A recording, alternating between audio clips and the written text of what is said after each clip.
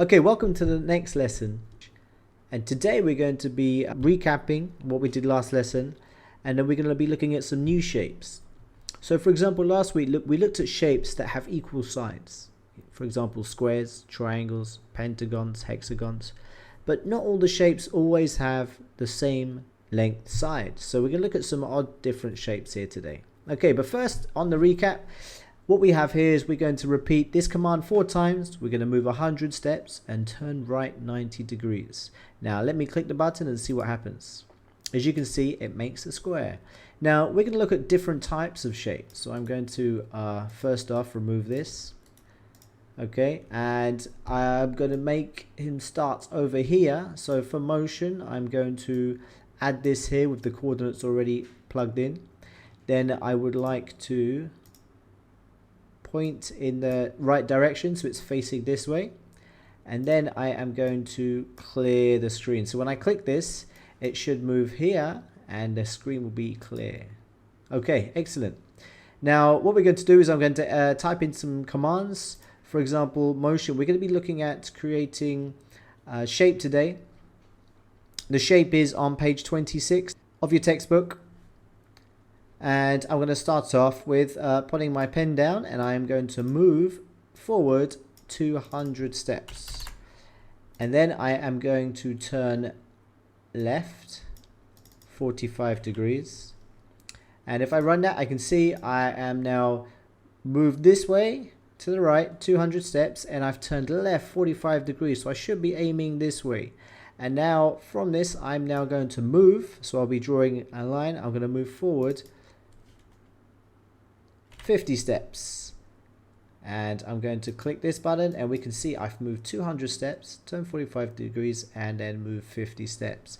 Now what I need to do is I want to move this way the same amount of steps here. So we're going to move 50 steps this way. Now if I'm turning left again, can you tell what degrees the angle will be to move this way? Okay, that's correct. We need to turn left 90 degrees. And if we move left again 50 steps, and I'm going to run that again, and let's see what happens. Okay, so what we have here is we have a shape. It's not completed yet, but we've moved forward 200 steps. We've turned left 45 degrees and moved 50 steps. And we've had to turn left at this point and 90 degrees, and we've moved another 50 steps. Now we're about halfway over here. Now if I click this again, you can see I'm still facing this way. If I move another 200 steps, for example, you'll see it will just shoot off into the sky. Okay, like so. But I don't want to do that. I want to finish off this shape. And I would like him to be facing back this way. So I need to turn left again.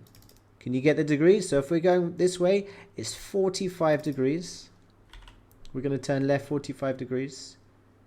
And can you see now we are facing this way, ready to run along this side. So I'll click this again, and we can see we're ready to run alongside this way. Now, if I duplicate these steps twice, what do you think will happen? If we add a repeat function, let's go for repeat.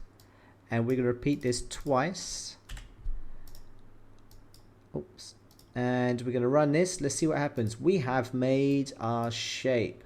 So we've put in the first set of commands, and we've repeated these set of commands twice to complete today's shape. Okay, so now we're going to move on to your classwork today.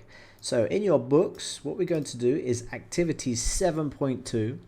What you're going to do is you're going to create this shape in Scratch. Now, as you can see, wherever you start, you need to repeat this command maybe twice or 4 times. You're going to see if you can work out how to create this shape in Scratch. Once you've done it, please can you take a screenshot and upload that to your Google Classroom. That ends today's lesson. Thank you very much.